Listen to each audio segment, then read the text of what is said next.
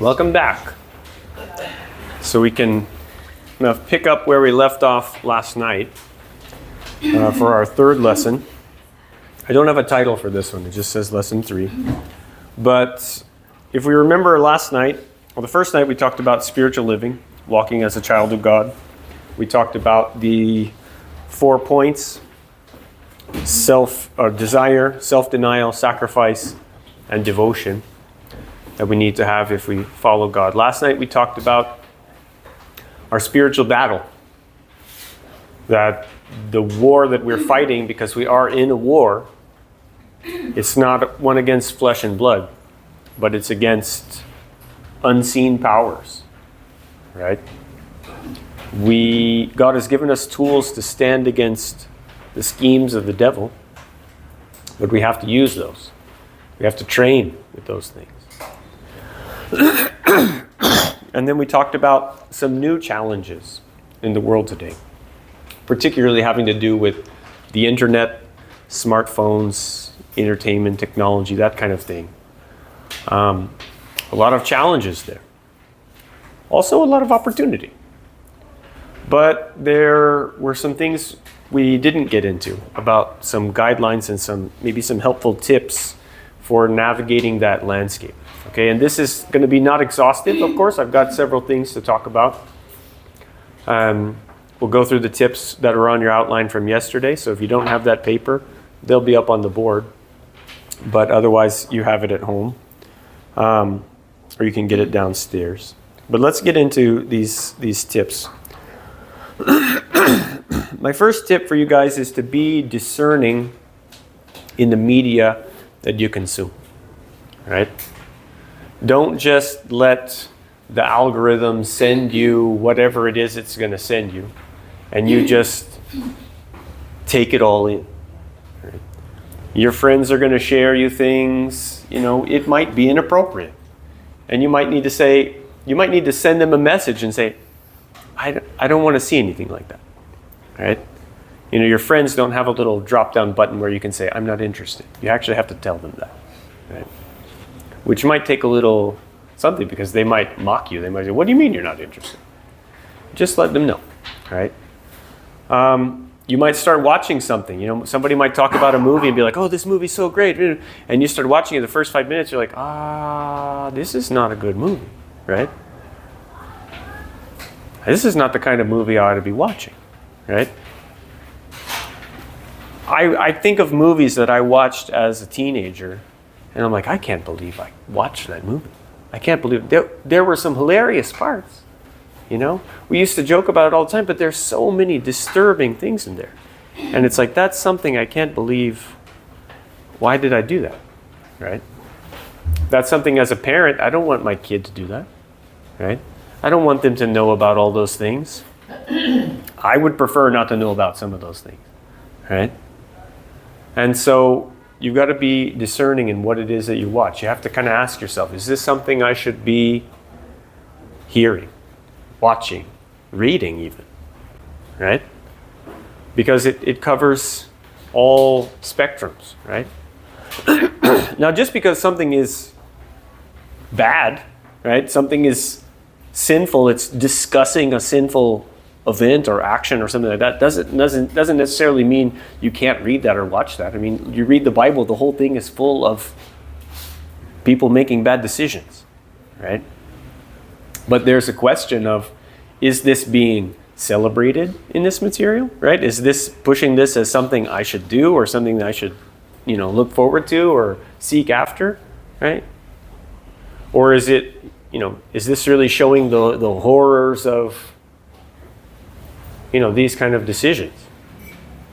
Of course, even in that case, you can't just be like, oh yeah, the movie's showing that it's bad, so it's okay to watch it. Sometimes you just don't need to see those things, right? That might not be something that you need to do. That's not going to build you up spiritually to see all these terrible things happening, right? One thing to think is the words of David in Psalm 101, verse 3. He says, I will set nothing wicked before my eyes. I hate the work of those who fall away. It shall not cling to me. Right? Can we say the same thing? I'm not going to set anything wicked before my eyes. I don't know, right? I hope we can. But the world is full of a lot of wicked things, and so we have to be careful about what we watch, what we read, where we take ourselves. Excuse me. Another tip is to look for ways to do things together with your friends and family, right? Instead of being alone. We talked about this as one of the dangers where the family kind of gets broken down because everybody's watching on their own little screen. They've got their own thing that they're going to do, and they're not getting involved with anybody else. Or maybe everybody's getting involved, but there's one person, they don't want to do that. They're off to the side, right? How can we include everybody, right? How can we make sure that our friends, our family aren't getting cut off? You know, this thing that should bring people together, offer a kind of connection, it can also cut people off and separate them from their friends, right? And so if we can do things together, that's great. And there's a lot of ways we can use technology to come together. Think about those things when you're using it. Be, again, discerning. Be intentional. Next, have someone to be accountable to, right? We are alone in this. We could be, or we can have a friend. And we all have weak areas. And those areas aren't always going to be the same, right? So maybe find someone that you can say, look, I have a problem with this. Right? And I know that if I don't have somebody to talk to about it, somebody to keep an eye on me, I'm going to slip into this, right? Whether that's with technology or whatever in your life, right? Any kind of weakness that you have, it's good to have someone you can be accountable to that can call you up, you know, every day or every week and say, hey, how's it going, right? And you can be honest with them, right? You can talk with them about it, and they're not going to, you know, trying to make you feel bad, right? They're just going to say, hey, you need to not do that, right? You know, we made an agreement, right? You asked me to help you. You know, they can give you some encouraging things. It might be somebody that's gone through it before, right? Also, that's a possibility if you've experienced those things and you kind of overcome that. Be that person that someone else can be accountable to, right? That they can come to you and say, you can let them know, hey, if you guys have an issue with this and if you need help with that, I'm here to be your person, right? Because we're not in this alone, right? We can bear each other's burdens when we're overcome with sin, right? And we need a little help along the way. One easy thing with the cell phone is to just leave it in the other room sometime, right? But, you know, we keep it in my pocket, carry it with me, right? Always have it nearby. But sometimes you have an important conversation. Sometimes, if you're just having dinner, why don't you just leave your phone in the other room, right? Is something so important going to happen that it's worth interrupting your family time, right? Or if you're going to go and study or pray or do some things that you don't want to be interrupted, don't bring the source of constant interruption into the room with you, right? Leave it outside. Right? There's a do not disturb feature on phones, on computers now. You just tap that little button, and for the next hour, it's not going to bother you, right? And so that's an important thing to do. You have to do that. You have to be intentional about it, otherwise it's just going to be following you around. You have to remember it's okay to set up boundaries. People were not meant to be on call 24/7, right? Excuse me. We've got this new situation in life where now we're connected to the whole world all of the time, right? And it can drive you kind of crazy, right? If you're getting a lot of messages, you know, getting messages from work or friends or whatever, right? Sometimes you need some time, right? You can't be expected to just reply in an instant. Now, that's not to say that you shouldn't reply to people, right? It's the other side. There's kind of, even though you shouldn't have to be connected all the time, there's an expectation that if someone sends you a message, you're going to reply to it in a timely fashion, right? So there's a bit of a balance there of setting boundaries, of saying, okay, I'm not going to be accessible during this time, right? This is my private time with my family, or for my meditation, or for my study, or just for my leisure time, right? We don't want it interrupted. So it's okay to set it aside and say, okay, I don't need that. Another good tip, make sure that you're having conversations with real people about real things, right? Now, those could be online, right? There are a lot of places where you can talk to a person about a lot of stuff, or it could be in person, right? If it's in person, it's very easy to tell I'm talking to a real person, right? But online, as we'll see going forward, we talked a little bit about AI. There's a possibility you might argue with someone on the internet and they're not real. There's no person there. You're just arguing with a computer that's really good at sounding like an angry person, right? And so you might think, oh, I'm going to correct this guy, right? But it might just be some bot that's programmed to make you upset. So don't waste your time with that, right?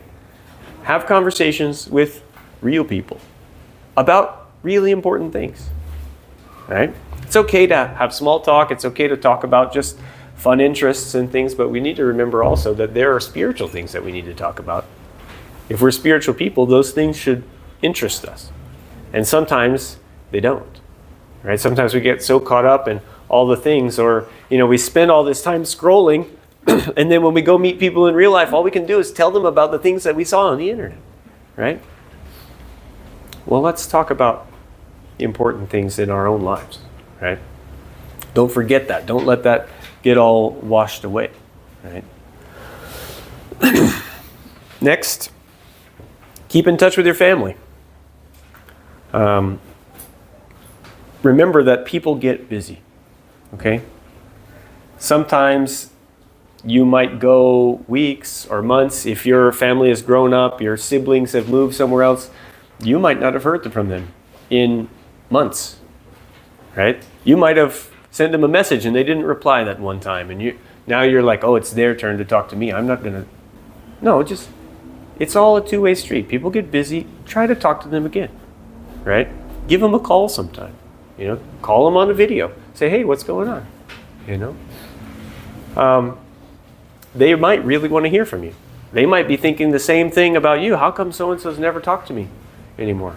Well, just because you're both neglecting to talk to each other, right? And relationships suffer. Again, this is a tool that we can use to communicate across the world, right? I'm not so perfect in that. I've got a brother in the States. He's about 7 years younger than me. So when I first came here to the Philippines, he was only like 13, and there wasn't really a good way for us to communicate very much. We didn't have a whole lot to talk about and things.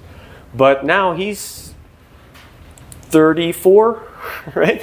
He's got 2 kids of his own. He's got a job. He's got a lot of things going on, right? And I don't talk to him very often, right? But I did get to talk to him on New Year's, right? We talked about a few different things, talked for a while, and it's nice.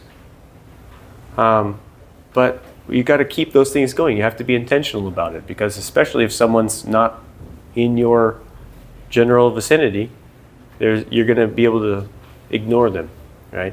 Or forget that they're there. And it's a shame when people are very close and you don't get to talk to them, right? So keep those things going on, right? Keep those relationships intact, and use the technology to do it if you can, right? Or if you have opportunity, go talk to them face to face, right? If you've had some issue in the past, try to work it out, right? Move past those things, because we all have issues that we've had with people that maybe it was a silly thing. We need to work it out. We talk more about forgiveness later on. Another thing, make sure you dedicate some time to prayer, to meditation, to study. Dedicate some time to family, right? Dedicate time. That means you set that time aside. You say nothing is going to interfere with this time, right? This is what I need to do, and so barring an actual emergency, you're going to do that, right? Now, if your kid gets sick and you got to take them to the hospital, or you got to stay up all night with them, checking their temperature or something like that, maybe your plans are going to have to change, right? There might be a time, but when you have opportunity, get back into your routine, right? Dedicate that time, set up a routine. One of the things that's kind of degraded in the modern world is sitting around the table having dinner together, right? Have you noticed that? I don't know how much that happens here in the Philippines anymore, or how much it happened in the past. But in the culture in the U.S., that used to be a big thing. It's dinner time. Everybody gets around the table. You sit, you talk, you eat, right? But now, a lot of times, it's like, okay, it's dinner time. Grab a bowl and go watch TV, right? Or, grab a bowl and sit over here while you're watching your phone and you're doing this, or, it could be whatever, right? Or, okay, we're going to let the kids watch that while the adults do this, right? And there's a breakdown in the family because there's not that set thing. Now, you don't have to do that. You don't have to necessarily sit down around the table and eat, but it's a good time, right? It's a good ritual. And there's a value to it. And if we don't even think about that anymore, that might be a bit of a problem, right? And if when we do sit down around the table, somebody's phone goes off and suddenly they're out of the conversation, that's another problem, right? So remember to dedicate that time. And of course, to prayer, to studying the scripture, to thinking about the scripture, thinking about other people, right? Thinking about issues that you need to deal with, right? Those are things you need to do. It's very easy just to scroll away all your hours if you don't actually dedicate some time. And it might be a good idea to dedicate that time in the morning, right? Because if you dedicate that time in the evening before bed, well, you might get busy, right? That's why people recommend you wake up a little earlier, do it in the morning. You might say get that out of the way, right? But that starts your day in the right way, with the right mindset, right? Again, you can do it anytime you want, but make sure that it's really dedicated. Another thing, don't neglect meeting together with the church, right? People think, the church, that's old, right? We don't need that anymore, right? It's not important, but it is. Because the church is God's family. We support each other. Now, there's a lot of problems in the church, and there always have been, and there always will be, because there's a lot of people in the church, and people have a lot of problems. But we're there to help each other, right? So don't neglect meeting together, because it's very easy to say, well, I'm not going to go this week. I got something to do. Or maybe you're sick, or maybe you've got a project, you don't go this week, and then you don't go next week. And then suddenly it's been 3 months. What happened? How come nobody called me?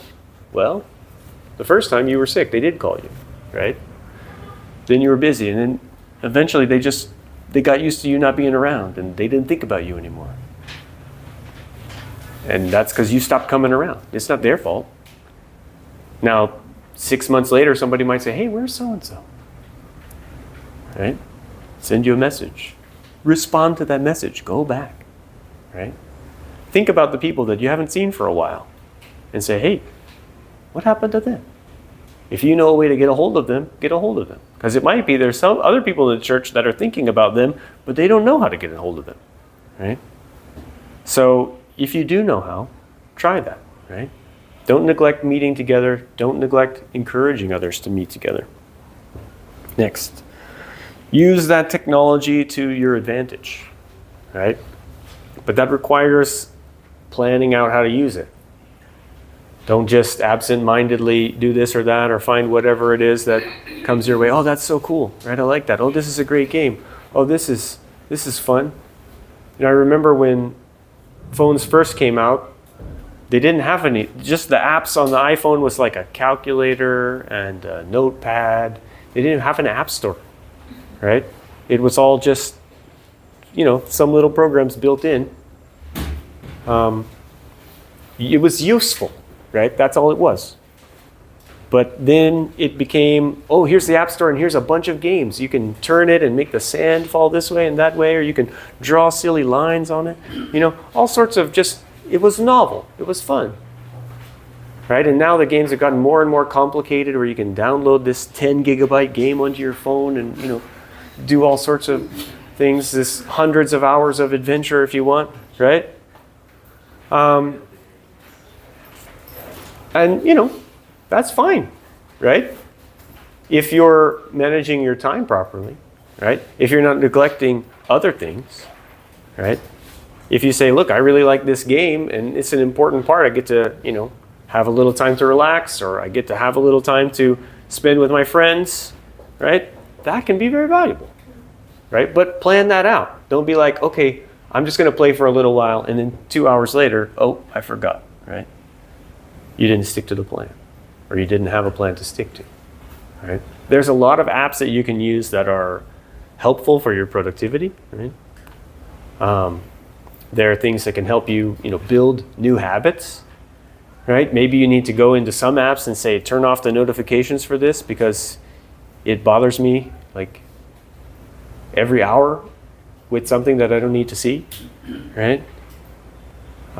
Because the more you just pick up your phone to look at it, right? There's a lot of phones today have a thing called device well-being. And so you can go turn that on and you can set timers for different apps. And say, okay, I'm only going to use this for an hour. Now that can be nice if you're lacking in self-control a little bit, right? But if you're lacking in self-control a lot, you'll just go turn the timer off or go, I'll add 3 more hours, right? It just becomes an annoyance, right? But you got to be aware of what you're doing, right? And look at those things. There's things that'll tell you. It's like, hey, you used your phone like 1 hour more this week than last week. Every day. What? Right?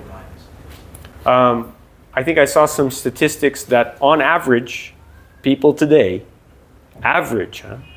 spend about 4 hours on their phone. And you might think, I don't spend 4 hours on my phone. And that's great. But you know what that means? Somebody spends 6 or 8 or 10 hours on their phone, right? Because it's an average. But if you do spend about 4 hours on your phone, and you can go turn it on. You can look at the usage and be like, oh, I do use my phone for 4 hours a day.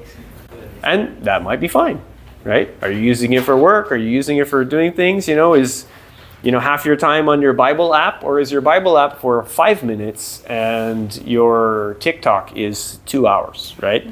That's a problem, right? The phone will tell you if you ask it to, right? So use that technology to your advantage.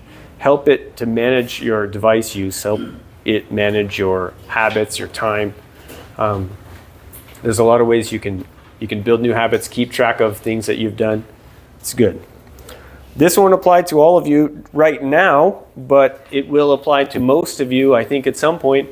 Guard your children, right? And if you are a child and respect your parents that they're trying to guard your soul in regards to these devices, in regards to all these things going on in the world. Right? The internet is a very dangerous place. Okay? I mentioned last night, I think it was, about the lady that worked with some stuff. She pretended to be a teenage girl and started an Instagram account. And it was a very benign account, but it was only about 10 minutes before she started getting propositions from men for all sorts of things, right? And so, you know, Facebook will let you make an account if you're 13 or up, right? A lot of things will have that. But most teenagers, they don't really need any of that. It's only going to be bad for them. Might be good to have some way to contact people, right? But even that, you allow someone to contact people, they can contact anybody, right? And so you got to be careful about that. It's hard, right? It's a struggle. to manage those things. And if you don't give your teenagers a cell phone, they might be the only one in their class that doesn't have one. And then they're going to be like, I'm my only, there's only one other kid in my class that doesn't have one. Well, I'm glad to know that there's at least one other sane parent in your class, right? Because you don't need it, right? You need to have a normal childhood, right? And you may say, well, it's not normal anymore. Everybody has one, right? And again, a kid could have a phone and it could be great and they could not have any problems. But it does create a lot of issues, right? And then, of course, as an adult, how are you modeling the use of your device to your kids, right? I've got a lot of great advice for you guys, but I'm not always the best with using my phone, right? It's easy to be looking at your phone and people are talking to you, your kids are talking to you, and you're like, yeah, wait, in a minute, right? That's a problem. Take care of your kids. Help them develop safe and healthy habits, right?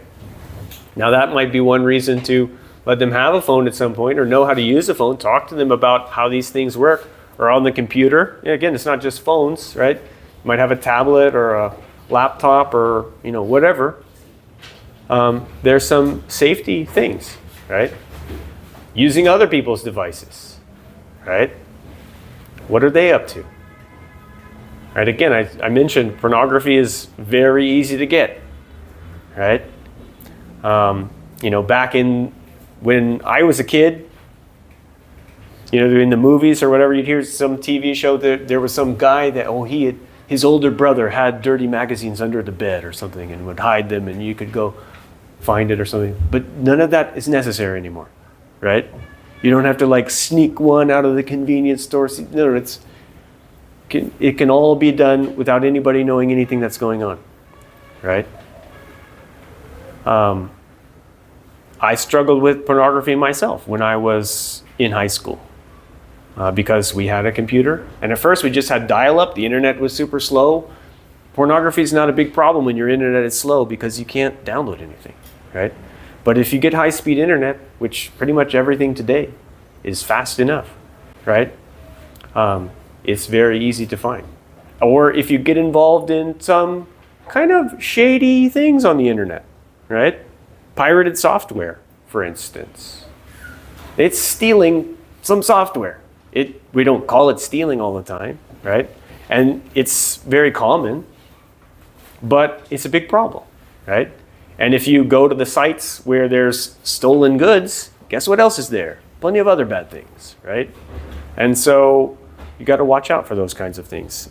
Make sure your kids understand that so they're not going to those things. Monitor them if you need to. It's important to have trust, right? To trust your kids, right?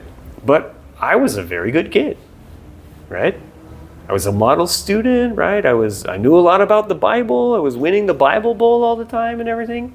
But I was also watching pornography a lot. Just downloading it on the internet in the privacy of my bedroom, right? That's a big problem. And that's something that, affects me even today. I don't have a problem with it. I don't watch that stuff anymore, right? But there's things you can't unsee. Right? It changes your perception of reality. And that's a big deal. If you can keep your innocence, it's much better off, right? So watch out for your kids. Be very careful about unsupervised device use, right? And that could be, things like that, but it could also be you give your 2-year-old your cell phone and you just let them they're just watching it all the time. That's their babysitter. Right? That's not good either. Right?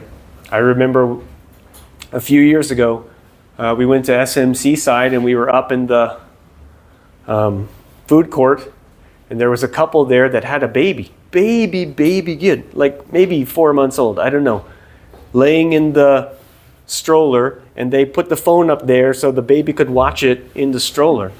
It's so maybe the baby won't cry. Really? That's not good parenting. Right? I understand maybe if you're kind of at the end of your rope, the baby has just been crying and crying and crying, you haven't slept in days, and they look at your phone and they're like, okay, take a break, get a nap, right?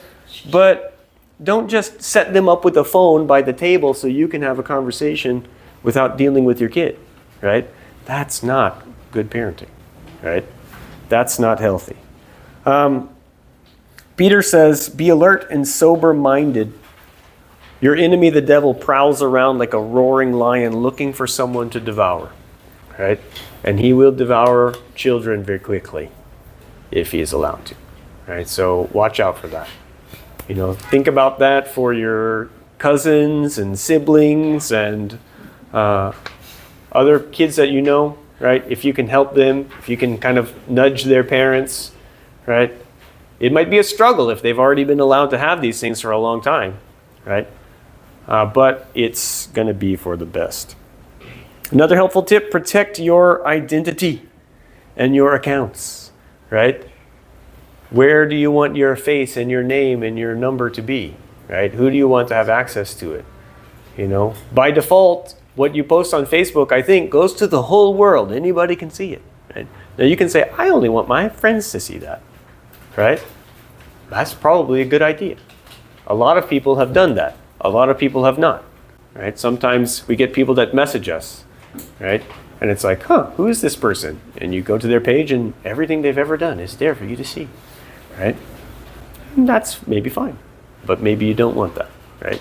You might lose your job later because your employer goes to check your thing and you said something they disagree with 10 years ago and you lost your job, right?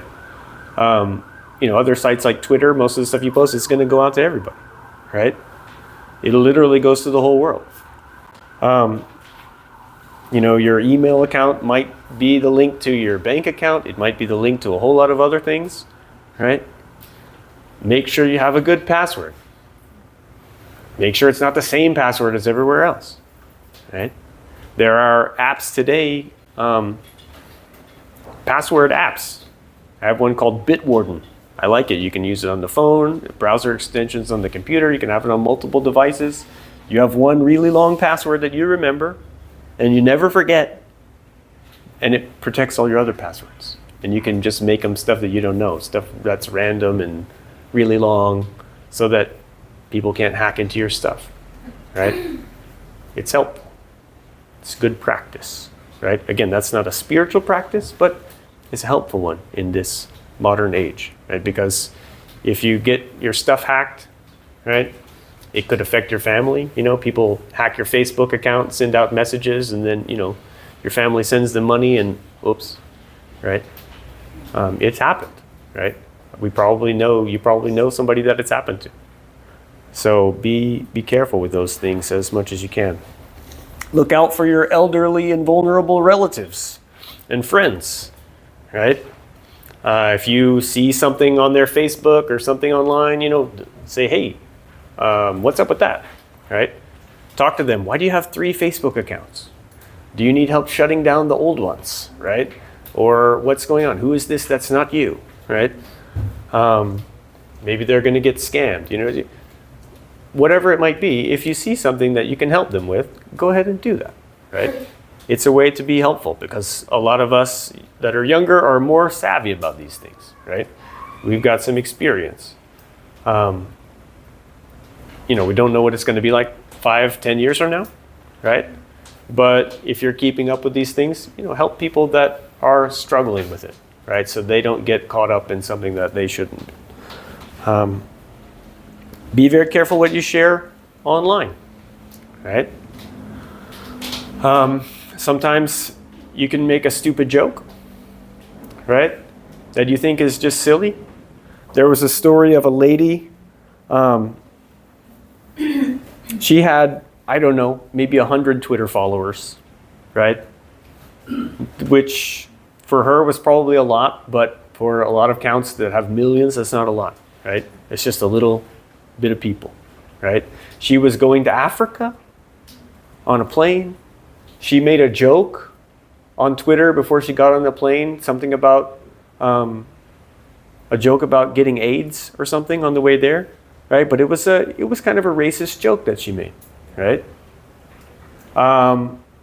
Well, one of her friends shared that, and one of the accounts that followed her friend had like 200,000 subscribers. And they saw what her friend shared and they were offended and they shared it. And then hundreds of thousands of people are suddenly offended by this racist joke of this lady, right? But she's on a 12-hour plane ride. And her whole life, when she landed, the first thing she did when she looked at her phone was she had a message from her friend that said, "I'm so sorry." Because her whole life was destroyed. She had already, in that 12-hour plane ride, she had lost her job. People online had looked at her stuff, figured out from her name and where she figured out where she worked. They contacted her boss.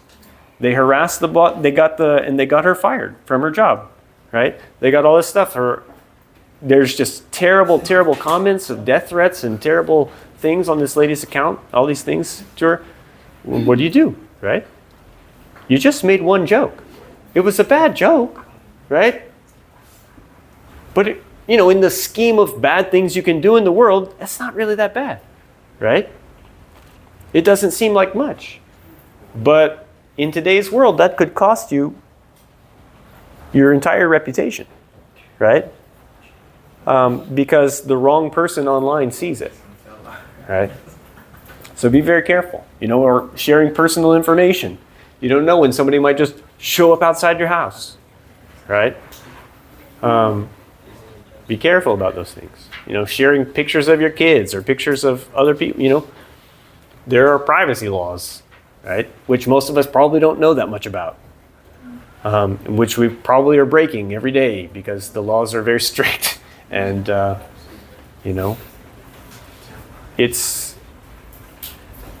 those are situations that we might get into in the future, right? So be careful. Use AI tools responsibly, right? Don't ask it to write your paper and do your homework for you, right? Because it will. It totally will, right? And maybe you can get away with it, but watch out. You could ask it a lot of questions. You can use it for a lot of information, right? But there are a lot of ways that it can be used very poorly, right? Don't do those things, right? Be aware that they do exist, though, and that other people might use them against you, right? So there's a lot of stuff in that. Try to keep up to date with some of those things as you have opportunity, right? Be aware that this technology is coming very quickly and changing very quickly, right? And so it might offer you a lot of really cool opportunities, right? And a lot of ways to connect to people and communicate with people that you never thought you could talk to before, right? But it's all there. Then, of course, don't believe everything you see or hear on the internet, okay? That is the big one. There is a lot of stuff out there that is fake news, right? It's just false. It's misleading, right? And again, with the AI stuff, there could be a whole long article about this whole history of it. There could be images and videos of it, and you're like, but it's real, it's right there, I see it, but it's not, right? We're in a time where it's getting harder and harder to tell truth from fiction, which is a problem, right? But have some healthy level of skepticism is important on the internet. I was going to go on to some more stuff, but I think we'll pause for the break now, if that's all right. And we'll come back to the other stuff later.